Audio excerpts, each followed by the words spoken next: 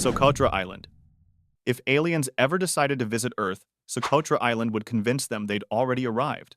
Floating off the coast of Yemen, this place looks less like a tropical paradise and more like a rejected level from a video game. The sky burns blue, the sand glows white, and the trees, well, they bleed red.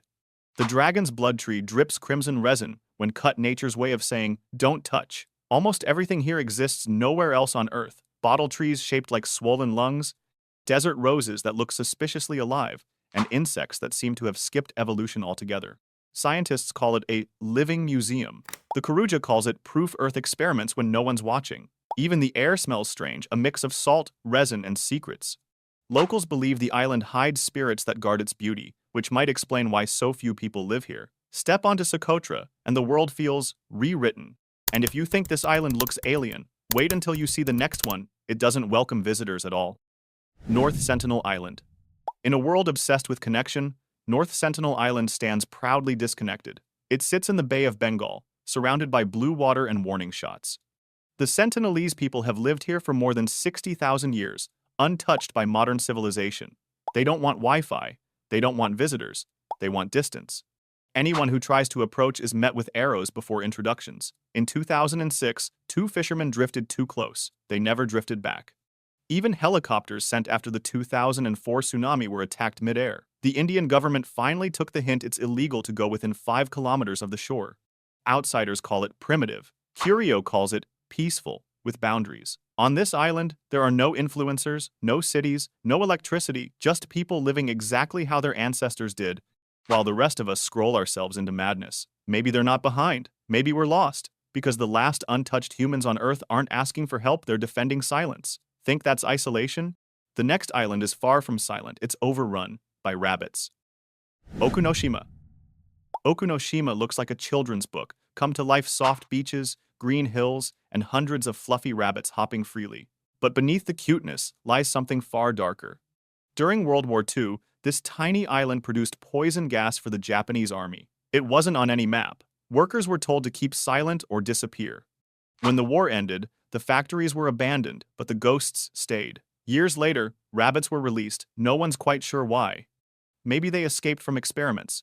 Maybe someone thought the island needed innocence again. Either way, they multiplied until Okunoshima became known as Rabbit Island. Tourists now come by ferry to feed them carrots and film TikToks, completely unaware they're walking over ground once soaked in death. Curio calls it history's most deceptive makeover. Cute on the surface, toxic underneath. The air might be clean now, but the past never really evaporates. It lingers, quiet and chemical. Think this island hides darkness well? Wait until you meet the one that built a ghost city. Hashima Island. Hashima Island rises from the sea like a concrete coffin. Once called Gunkanjima Battleship Island, it was built for coal mining during Japan's industrial boom. Thousands of workers lived packed into gray apartments, stacked like tombstones. At its peak, it was one of the most crowded places on Earth. Then the coal ran out, and everyone left overnight.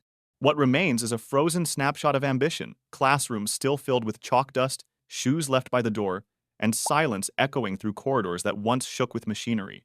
Nature crept back quietly, peeling paint, cracking concrete, reclaiming pride. Filmmakers later used it as a villain's lair in Skyfall, because even Bond knows good symbolism when he sees it. Curio calls it a museum of greed tickets sold separately. Tourists can visit by boat now, though most only stay long enough to take a picture and pretend they're not afraid. But the sea remembers. Every wave that hits Hashima sounds like a heartbeat fading under stone. Think this city feels dead? The next island turned decay into divinity. It floats in the heart of Rome. Isola Tiberina. In the heart of Rome, the Tiber River hides a floating illusion, Isola Tiberina, the island that pretends to be a ship. Long ago, when disease swept through the city, citizens believed the gods had cursed the water. So, naturally, they did the most Roman thing possible, turned superstition into architecture.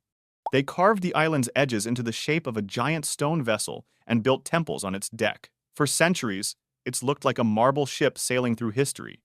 Even hospitals were placed here because if you're sick, why not recover on a symbolic boat? Curio calls it the original cruise of denial. Today, tourists walk its cobbled spine, unaware they're stepping on an ancient act of citywide cosplay. Statues of snakes, shrines to healing gods, and the faint whisper of superstition still cling to the air. Beneath the bridges, the water flows quiet and ancient, as if waiting for the next human performance. Think that's strange? The next island celebrates life in its purest form, where the ground itself moves red with creatures marching toward destiny. Christmas Island. On a small island in the Indian Ocean, the ground itself moves. Every year, over 50 million red crabs march from the forests of Christmas Island to the sea to breed. It's not chaos, it's precision.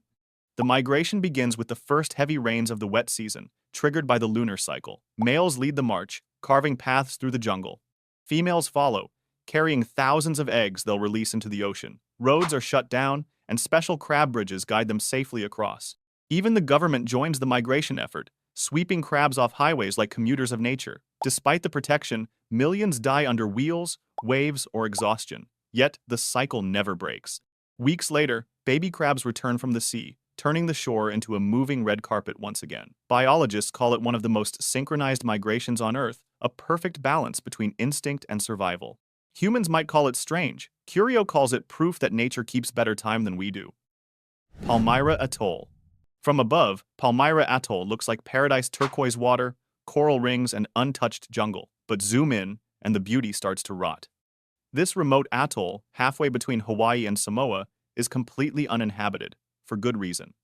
It's one of the most isolated places on Earth, surrounded by razor-sharp reefs and storms that appear without warning. During World War II, it was a secret U.S. Navy base. When they left, nature reclaimed it, but something else stayed. Visitors have reported glowing waters, eerie silence, and boats vanishing overnight. In 1974, a double murder on the atoll sealed its legend as cursed. Even scientists studying its rare ecosystem avoid staying after dark. The air hums differently here, as if the island remembers.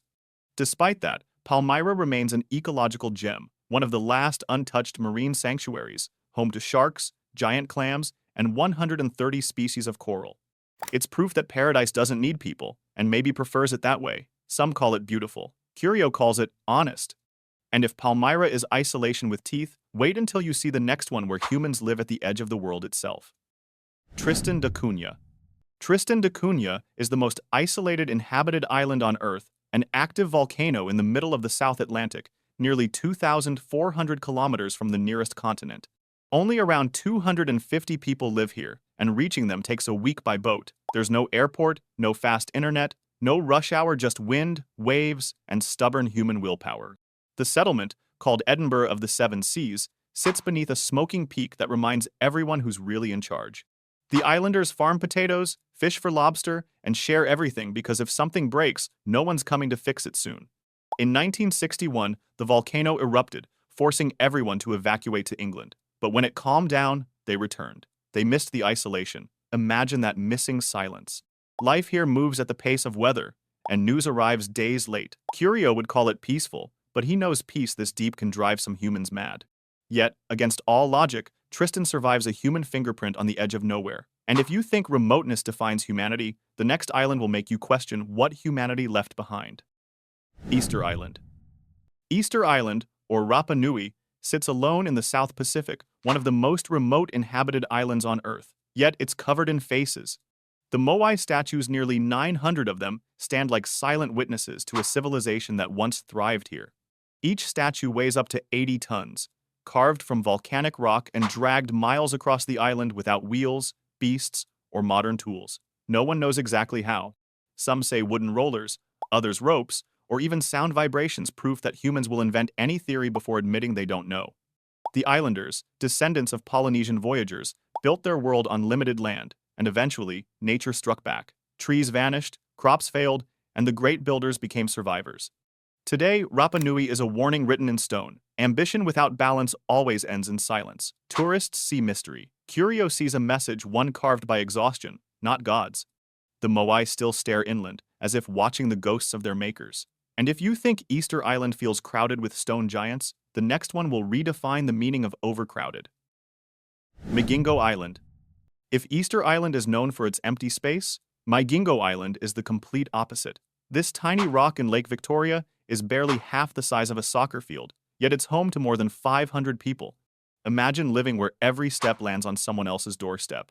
The island is a maze of tin shacks stacked together so tightly that even the waves have no room to crash.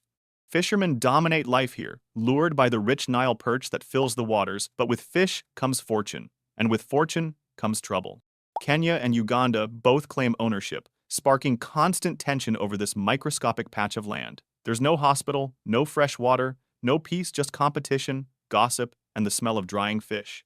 Yet somehow, people stay. They say it's opportunity. Curio says it's stubbornness disguised as hope. Life here isn't lived, it's endured, shoulder to shoulder, breath to breath.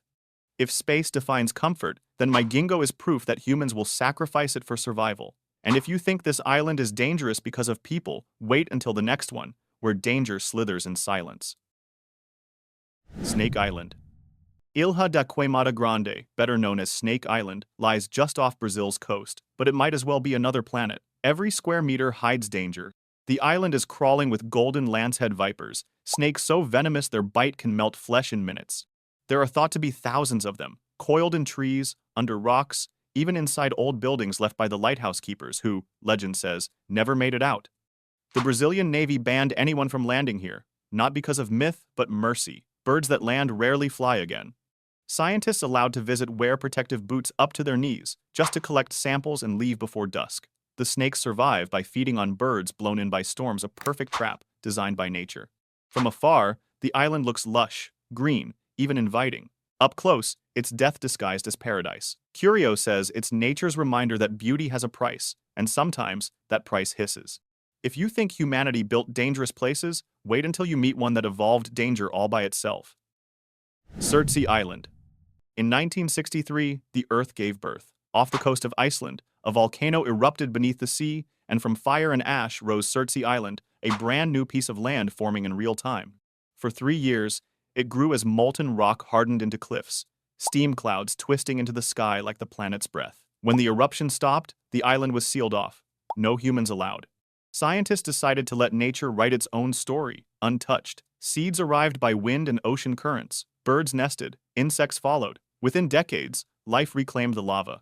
Surtsey became a living laboratory, a time capsule showing how worlds begin. Even Curio admits it's humbling. Humanity spends centuries trying to build empires, and the Earth does it overnight.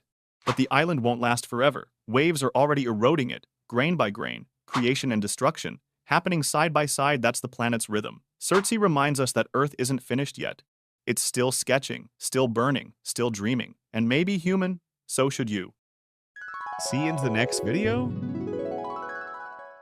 For decades, people have claimed that humans only use 10% of their brains, as if the other 90% is some mysterious vault waiting to unlock superpowers. But that's not how biology works.